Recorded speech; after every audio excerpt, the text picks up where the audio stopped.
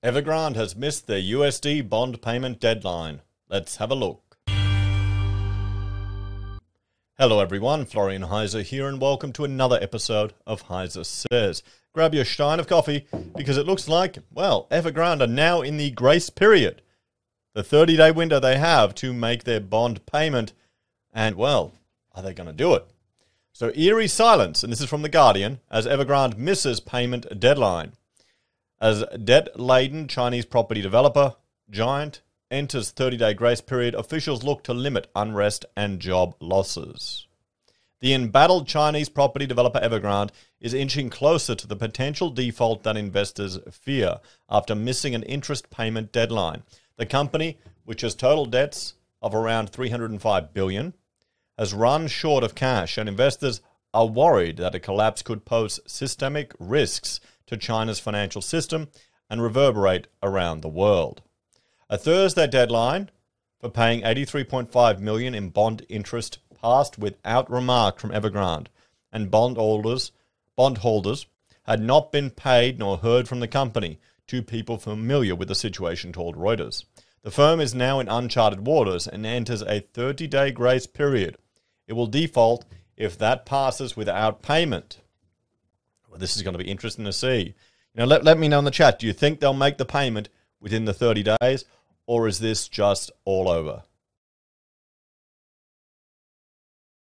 Maybe they'll hit up employees for some more money again. So these are periods of eerie silence as no one wants to take massive risks at this stage, said Hao Changwan, head of Asia Fixed Income at Principal Global Investors in Singapore. There's no precedent to this at the size of Evergrande. We have to see in the next 10 days or so before China goes into holiday how this is going to play out. China's central bank again injected cash into the banking system on Friday, seen as a signal of support for markets, but authorities have been silent on Evergrande's predicament, and China's state media have offered no clues about a rescue package. Shares in Evergrande fell by 11.6% in Hong Kong on Friday. The saga of Evergrande has been closely watched by locals as well as international media outlets, with some going as far as calling it China's Lehman Brothers moment. Some Chinese banks disclosed the sums they were owed by the developer, insisting they could cope with a potential default. One of Evergrande's biggest lenders, Zhejiang Bank, said it was owed 3.8 billion yuan, 430 million pounds, adding that it has sufficient collateral and that the overall risk is controllable. So let's have a look at the biggest bondholders in Evergrande, everyone here. We jump here, and this is from asianmarkets.com. We can scroll up and we can see at the moment HSBC Holdings, Royal Bank of China, BlackRock are the top three, and Vontobel Holdings, and then Prudential PLC, and then Aberdeen. Now, we've got to understand these bond holdings are, significant amounts of money, but they are not significant portions of the portfolio of many of these organizations. They make up a portion of it, I think, 1 to 2%. Can they weather that loss? You tell me, everyone. You tell me. So, let's keep going here. Others, including Shanghai Pudong Development Bank, said their lending was small, tied to individual projects, and secured by claims to land. Okay, so they've got something real backing it up.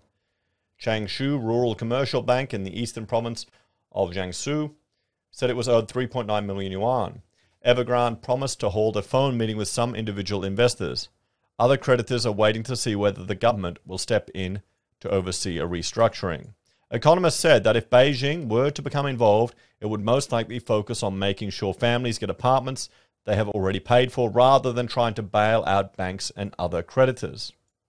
China's housing regulator is stepping in to protect funds earmarked for housing projects from being diverted to creditors, Bloomberg reported. The Evergrande funds must be used first for construction to ensure project delivery, it said, citing people familiar with the plan.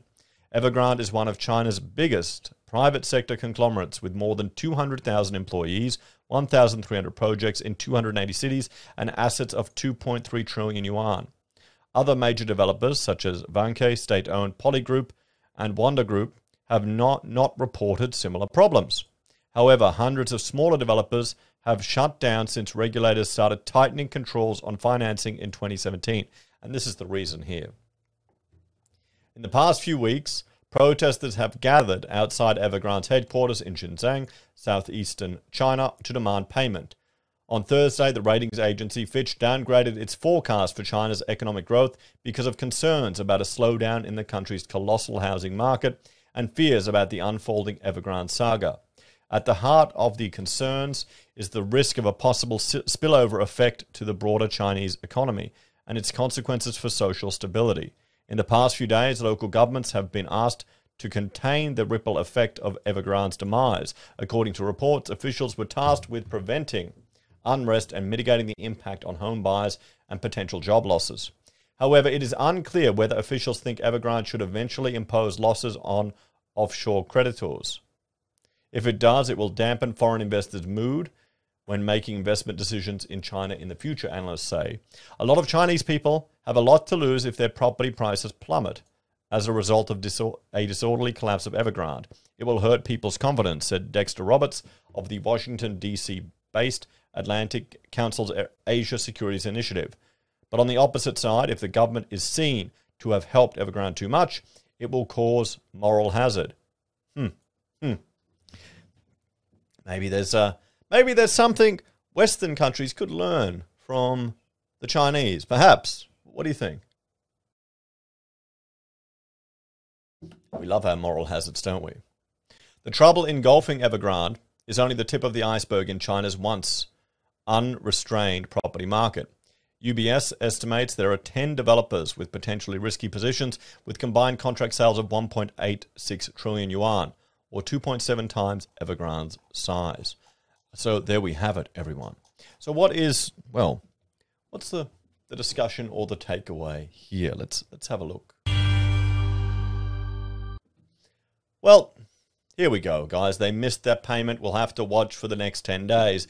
If it doesn't come and we have an orderly collapse of Evergrande, that's going to be the big question. If it is an orderly collapse or a disorderly one. If it comes down orderly, you don't have unrest, and the market seems to continue, is it going to be contagious to the rest of their property sector and be calamitous? I would doubt it, to be quite honest. Is it going to have an impact on the Australian economy? Yeah, it will. It will. We're seeing that manifest already in iron ore. Now, has that potential collapse already been priced in the market? That's what you want to watch. So let's keep an eye on this. See in the next 10 days if they make that payment, and then maybe we'll see the market may rebound. You tell me. Anyway, guys, thanks for watching. Like, share, and subscribe to the channel. If you're a fan and enjoy the content I find and cobble together here, there are a few ways you can help out. You can join the channel on YouTube or Patreon. Sign up for SelfWealth or Stake. Use our affiliate links at Amazon, eBay, Independent Reserve, or AussieBroadband. You can buy our merch from HeiseSays, use Gold Pass from the Perth Mint, or support us via PayPal. Take care. Have a great day. I'll see you next time.